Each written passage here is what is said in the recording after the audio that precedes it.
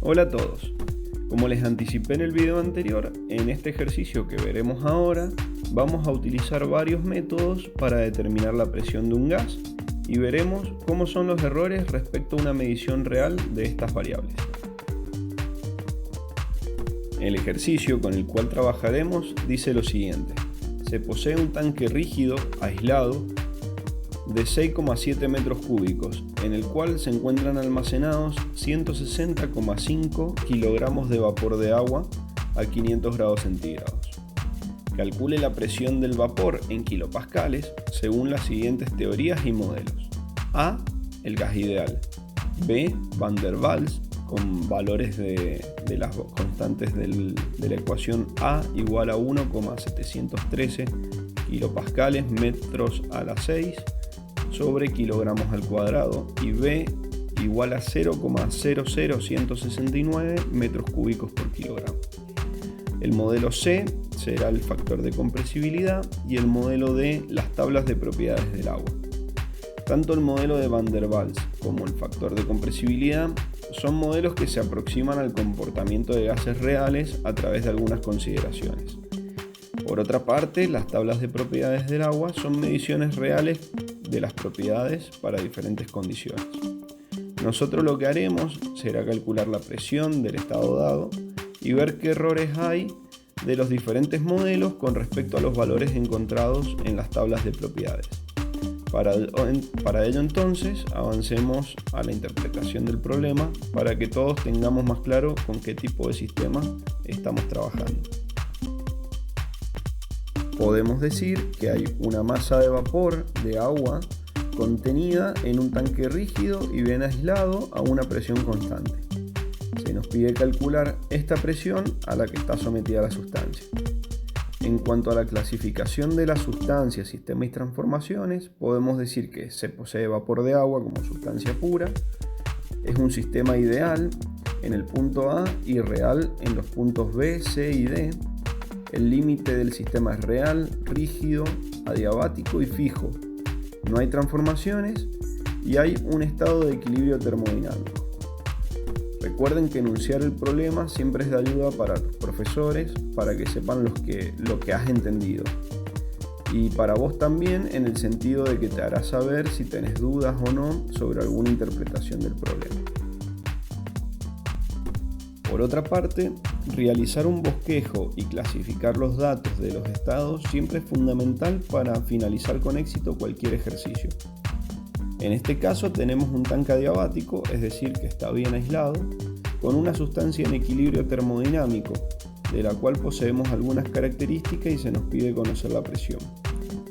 En la tabla de propiedades que he adjuntado aquí, tenemos solo un estado, ya que no hay procesos ni transformaciones, y en ella se ha indicado la temperatura como dato de entrada y debemos poder estimar o calcular el valor del volumen específico y de la presión a través de los tres métodos que se enunció.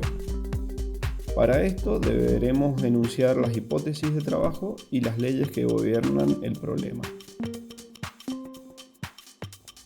Las hipótesis que he establecido para resolver cómodamente el problema son: A. Se tiene un sistema adiabático, es decir, que no hay transferencia de calor. B. El depósito es rígido y fijo, por lo que no hay trabajo de frontera móvil ni tampoco hay variación del volumen del depósito. Y C. Hay equilibrio termodinámico durante todo el estudio que vamos a realizar. Para ver las leyes que gobiernan el problema, la determinación de las propiedades faltantes y los cálculos, he dividido en partes diferentes cada método que vamos a utilizar. Entonces así, en el caso A tenemos la ecuación de estado del gas ideal como la ley física que gobierna nuestro problema. De aquí se desprenden algunas incógnitas: la constante particular del gas, Rp, y el volumen específico, B. Además de P, que claro, es nuestra incógnita principal, la que pide el enunciado que determinemos. Veamos cómo podemos hacer para encontrar las otras variables incógnitas. Para determinar la constante particular del gas, nos dirigimos a la tabla A1, en la cual encontraremos que la constante del gas para el agua es 0.4615 kilopascales metros cúbicos sobre kilogramo Kelvin. Para el caso de la determinación del volumen específico, nos basamos en la hipótesis B, que nos establece un depósito rígido. Entonces, podemos decir que el volumen total del sistema no varía. Y como además la masa permanece constante por tratarse de un sistema cerrado, tenemos como resultado que el volumen específico viene dado por la división entre el volumen total y la masa, el cual permanecerá constante a lo largo de todo el ejercicio. De esta manera, lo que nos queda es despejar la presión de la ecuación del estado del gas ideal y reemplazar los valores de las propiedades. Veamos cómo lo hacemos. Primero, realizamos los cálculos del volumen específico. Para ello, vemos que al dividir 6,7 metros cúbicos con 160,5 kilogramos de masa, que son los valores totales de nuestro sistema, obtenemos un volumen específico de 0,04174 metros cúbicos por kilogramo. Con este resultado, lo introducimos en la ecuación del gas ideal que hemos despejado para P, y con el valor de la constante particular del gas, encontramos una presión de 8.548,36 kilopascales. Este valor que hemos hallado lo debemos marcar y apartar, ya que será luego utilizado al final del ejercicio para encontrar el error que tiene con respecto a las mediciones reales. En el caso B se nos pide utilizar la ecuación de Van der Waals, que agrega algunas correcciones al modelo de la ecuación de estado del gas ideal para poder acercarse más al comportamiento de un gas real. Estas correcciones que agrega tienen que ver con el volumen que ocupan las moléculas del gas y con la interacción intermolecular entre ellas. Veamos qué sucede al aplicarla.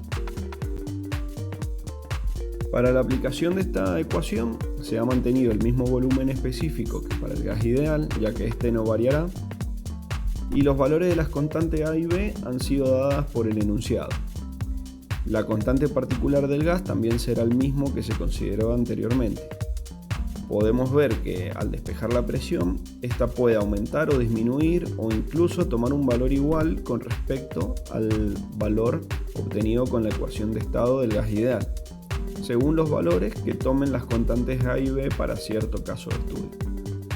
Para el que estamos analizando acá, la presión estimada con Van der Waals es menor que la del gas ideal, tomando el valor de 7.930,80 kilopascales. Este valor también lo debemos marcar y guardar para ver cómo resulta su error con respecto a las mediciones reales. En el caso C, utilizaremos la carta de compresibilidad generalizada para poder evaluar la presión para el estado dado. Como hemos visto en ejercicios anteriores, el factor de compresibilidad Z se obtiene de relacionar los valores de las propiedades para el punto crítico de la sustancia con las del estado dado y la utilización de la carta de compresibilidad generalizada. Veamos cómo es esto. Para este ejercicio, yendo nuevamente a la tabla A1, de donde se sacó la constante particular del gas, podemos encontrar allí también los valores de las propiedades del punto crítico para cierta sustancia, que como decíamos, serán necesarias para determinar Z. Como no poseemos la presión de ese estado, haremos el uso del volumen específico pseudo reducido y de la temperatura reducida, las que se calculan como muestra en pantalla. La temperatura reducida a través de una razón entre la temperatura del estado y la del punto crítico, y la del volumen pseudo reducido cambia un poco en su cálculo, en donde se hace una razón entre el volumen del estado y el volumen calculado a través de la temperatura crítica y la presión crítica.